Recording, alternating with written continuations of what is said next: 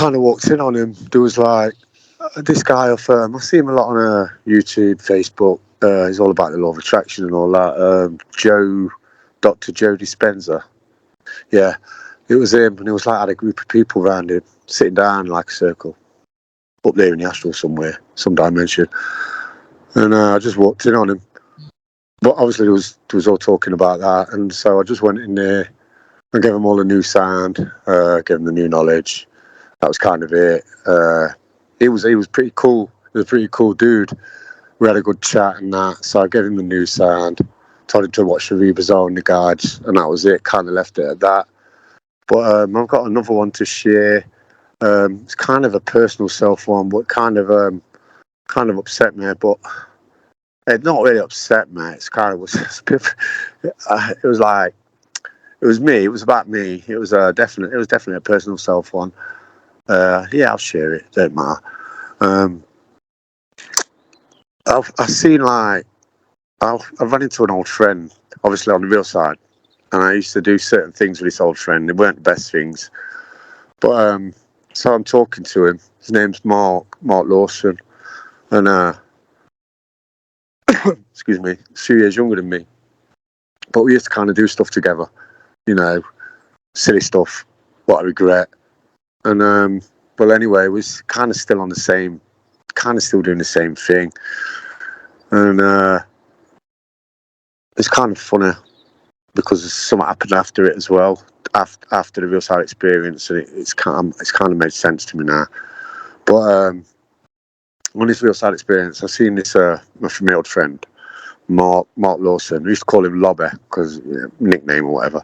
So I'm like, "Oh, Mark, what are you doing?" And he's like, "Oh, I'm going down here, Pearce. I'm going to do this text like a crime, basically." And I'm like, "Oh."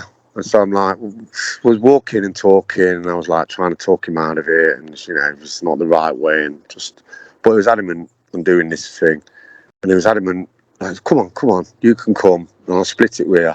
I'll split the money with you. It's kind of strange because I've never dreamed of like doing crimes before, but I've never had a real side experience where I'm doing crimes. But anyway, he says, "Oh," I said, "What you got to do then?" He says, "Oh, I've got to go and get some weed, but like I've got to take it. The guys don't know we're coming, and we're gonna have to go and get it." So I'm there, and I'm like, "Okay then, I'll come and like watch your back, whatever." I have no intentions of like getting any of the weed or anything because like I stopped quite a while ago now, and we go to this address. It's like a big old basically it was like a haunted house. And we made our way in. We couldn't find it nowhere. And he says, I know where it is. And I'm like, all right, and come on then. So we go back outside the house and we go down to the drain outside the house. And it's very relevant. It's so relevant. It's unbelievable. But we go to the drain outside the house, and it's like it pulls up at the foul drain.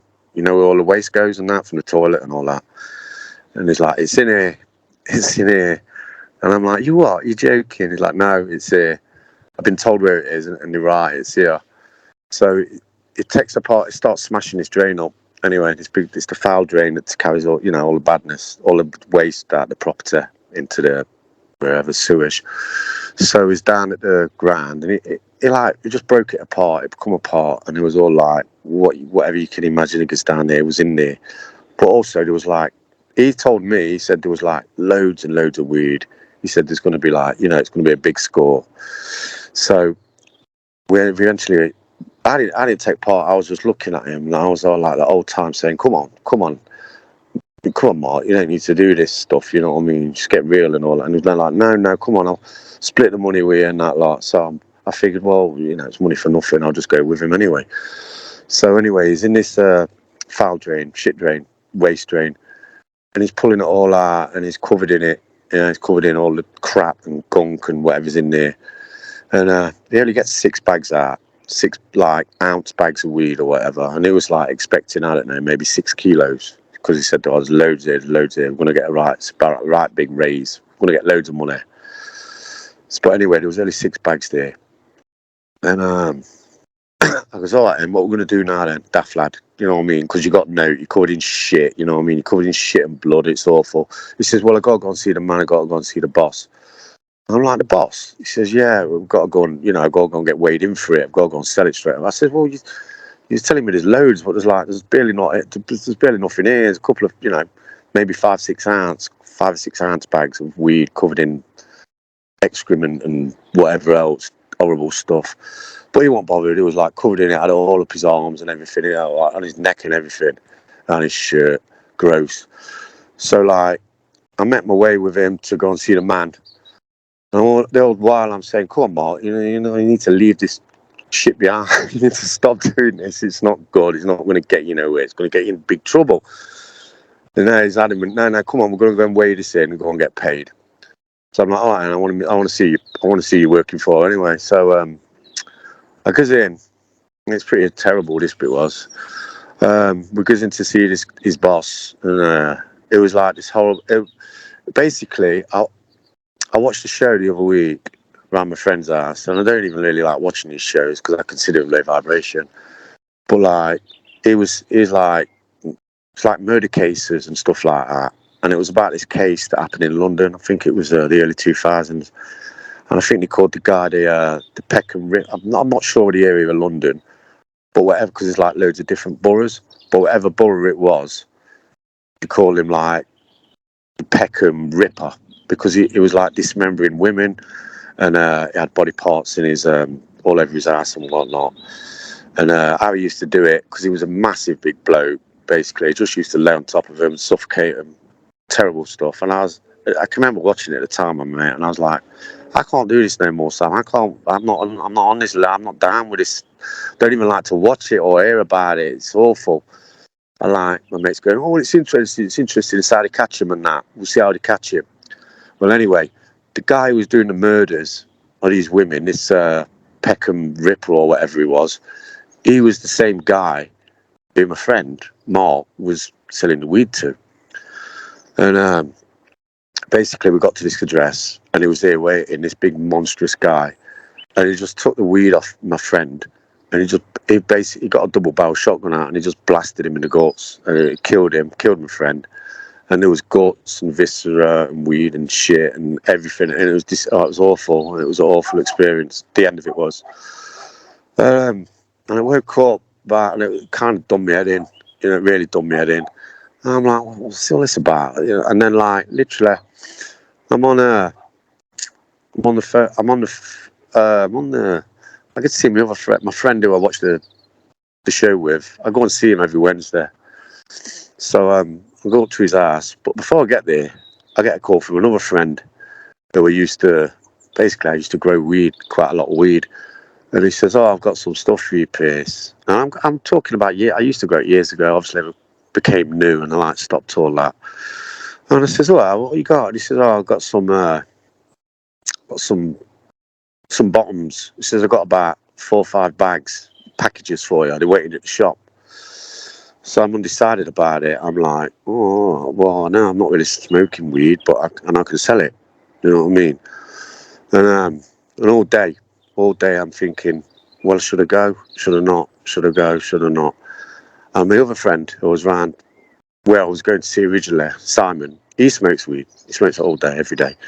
And he was offering it me, even though I'm off it. I'm like, no. But it was I just find it kind of strange, because I was offered, it's like a test, I think, you know what I mean, if you know what I'm saying, because like, I was like, and ahhing whether to go and get it, just so I could sell it. But then it just it flashed back into me, and I was like, no, you can't, Pearce, just keep away from that.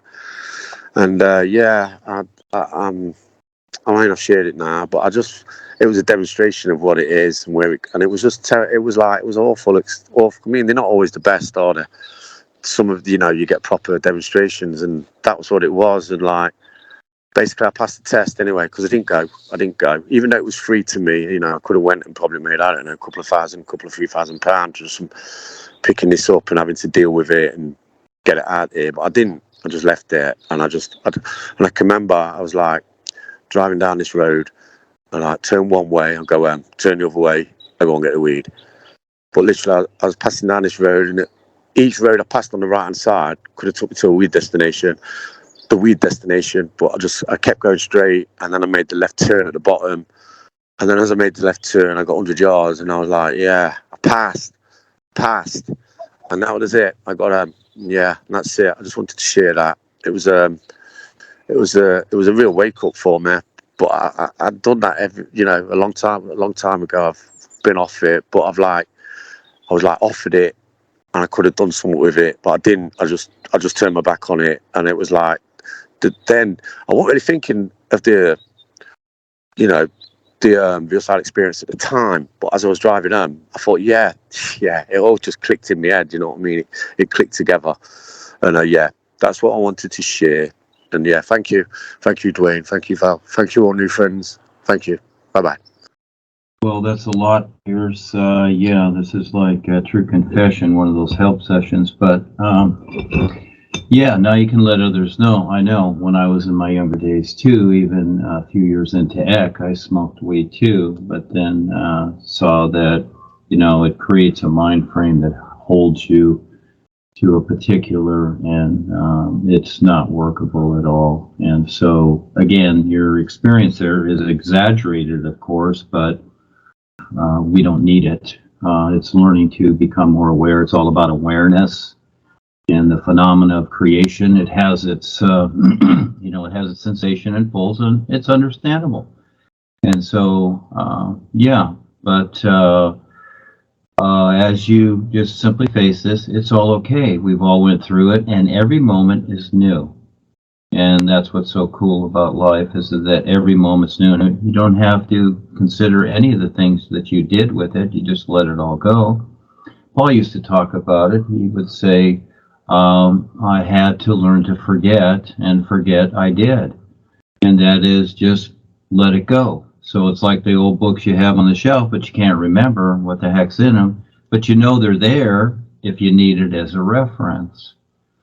And so that's the best part of all life, and we're just presenting the opportunity here, and again, supporting each other. And so, yeah, we're all having experiences, and they're just experiences. And whether they're personal or otherwise, they're just simply experiences. And we are the decider. That's the important part, is to have your intent with a real purpose. And so this becomes the fun part. And so, yeah, your experience is no different than anyone else's. You're simply going through what you're going through to wake up. So it's all okay. So there's not a remedy for these things except to face it and deal with it. And you decide how you're going to do that. Everybody does it in their own way. But when you have a purpose, a real purpose, just like the football players on the field, they're all there for one purpose, and that is to get to that goal. Okay, and so they have distractions. They got the cheerleaders, they got the fans, and you can think, oh, I'm the great quarterback, I'm the right end or whatever, the great runner, O.J. Simpson, whatever. That's personal. You can carry that with you. But the real guys, they focus on a real purpose, which is all life, and that becomes their whole life. This is what's so cool about it, and that's why the sun is the best example, because it is shining sincerity. It is always sincere.